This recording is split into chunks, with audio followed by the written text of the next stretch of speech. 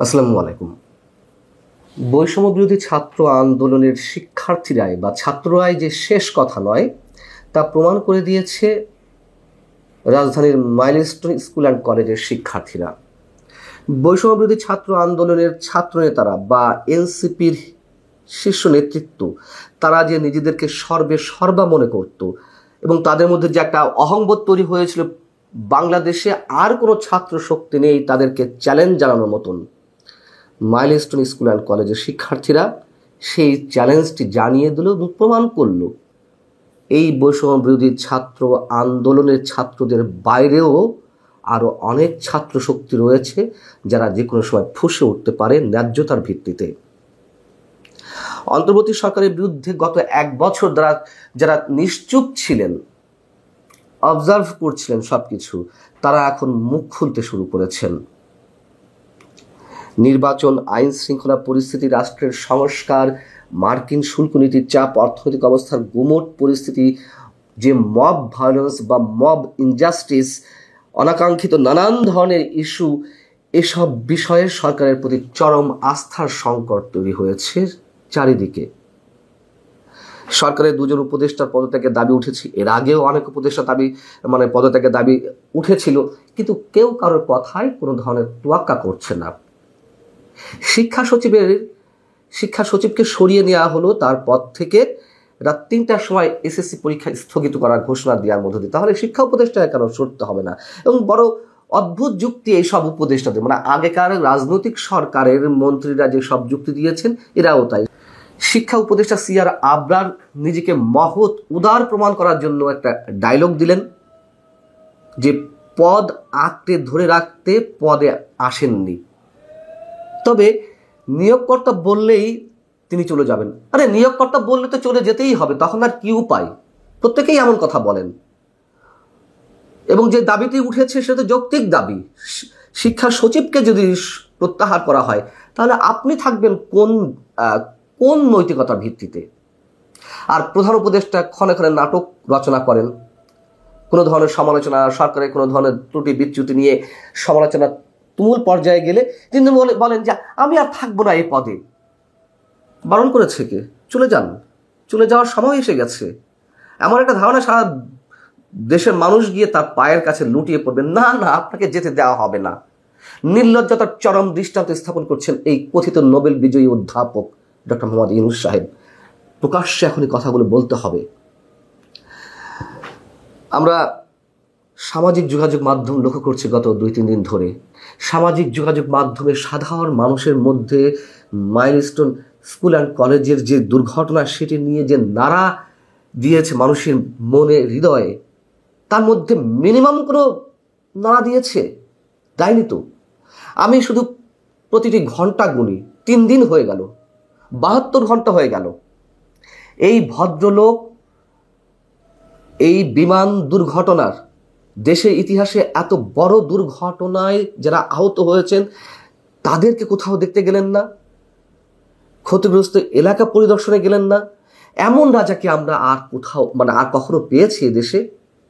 নিজেকে তিনি প্রাসাদ বন্দী করে রেখেছেন, চূড়ান্ত এক ভয়ের মধ্যে তিনি বসবাস করছেন। ভয় তার চারিদিক আষ্টে পৃষ্ঠে বেঁধে রেখেছে।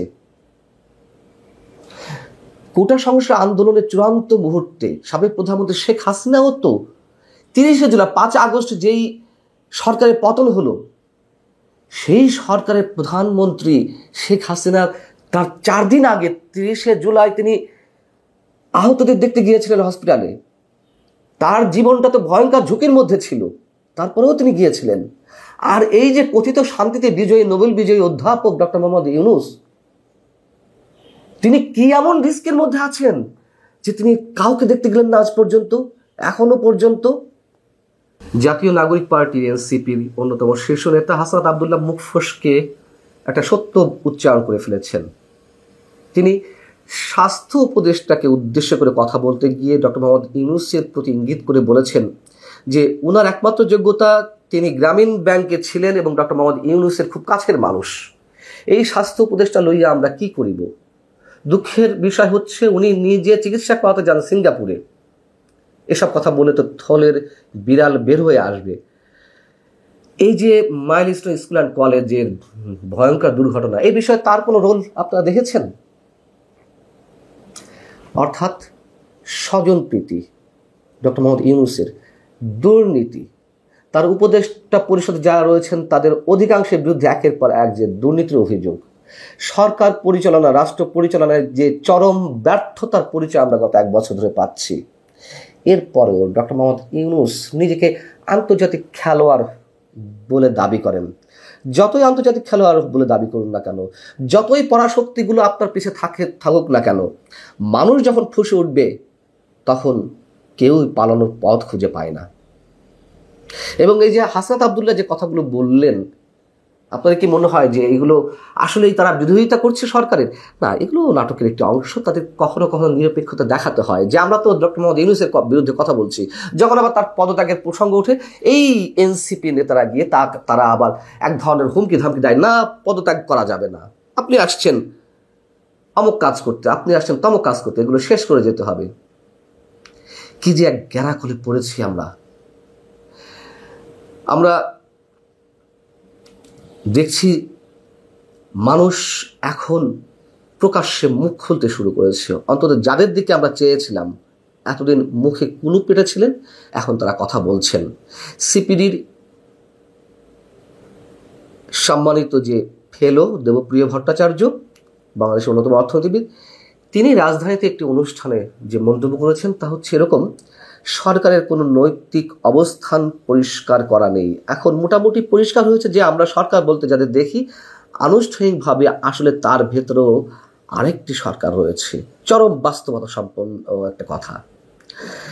তিনি বলছেন এটা এখন আর কোনো গোপন বিষয় নয়, এটা সবার কাছেই প্রকাশ্য। অধ্যাপক দিলারা চৌধুরী, রাষ্ট্রবিজ্ঞানী, তিনি বলছেন আমরা জাতীয় সংকটে পড়েছি। বাইরের দেশে হস্তক্ষেপ, অর্থনীতি, শিক্ষা, স্বাস্থ্য, ক্লাসরুমে ছেলেদের ফিরে না যাওয়া, এসব সংকট অত্যন্ত ঘনীভূত। অর্থনীতিবিদ মাহা মির্জা, তিনি বলছেন সরকারের সঙ্গে দ্বিমত করলে, এনসিপি নিয়ে কিছু বললেই অভ্যুত্থানের পক্ষে যারা ছিলেন তাদের আক্রমণ করা হচ্ছে। এর প্রতিটি কথাই তো একেবারে স্পষ্ট আমরা দৃশ্যমান দেখছি। ডক্টর মোহাম্মদ ইউনূস, যিনি গত 365 দিনে একটি বারের জন্য শিক্ষার্থীদের উদ্দেশ্যে, ছাত্রদের উদ্দেশ্যে, দেশের শিক্ষা ব্যবস্থা নিয়ে, তাদের পড়াশোনা নিয়ে একবারের জন্য ট্রু শব্দটি উচ্চারণ করেননি। তিনি শুধু ব্যবসায়ী হতে শেখান, উদ্যোক্তা হিসেবে শেখান। এই ব্যক্তির কাছে আমরা কি আশা করতে পারি? আমরা নিশ্চিত আর বেশি দিন নয়, আর কিছু অল্প দিন থাকলেই দেশের যা ক্ষতি হওয়ার হয়ে যাবে, এই কথা এখন স্পষ্ট করে বলতে হচ্ছে আমাদেরকে, এবং তা প্রমাণিত হচ্ছে।